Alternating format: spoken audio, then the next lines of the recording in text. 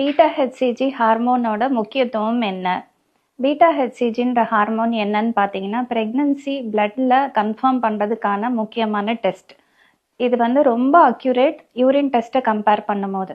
அது மட்டும் இல்லை, இப்போ ப்ரெக்னன்சி வந்து நல்லா இருக்கா, அதாவது நார்மலாக யூட்ரஸ்குள்ளே இருக்கா இல்லையா அப்படிங்கிறதையும் வந்து doubling value of beta HCG வச்சு ப்ரெடிக்ட் பண்ணலாம்.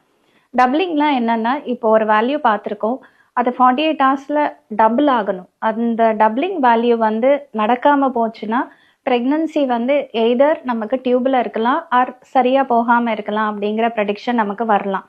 சப்போஸ் எக்டோபிக் இருந்துச்சுன்னா இந்த பீட்டா ஹெச்சிஜியை வச்சு ஃபாலோ பண்ணுறதுக்கும் நமக்கு யூஸ்ஃபுல்லாக இருக்கும்.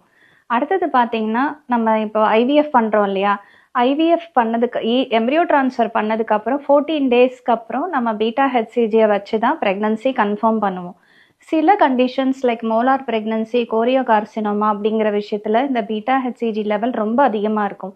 ஸோ இதை டயக்னோஸ் பண்ணுறதுக்கு மட்டும் இல்லாமல் ஃபாலோஅப் ட்ரீட்மெண்ட் முடிஞ்சதுக்கப்புறம் ஃபாலோஅப் ஆஃப் இந்த கண்டிஷன்ஸ்க்கும் பீட்டா ஹெச்சிஜி ஹெல்ப் ஆகும்.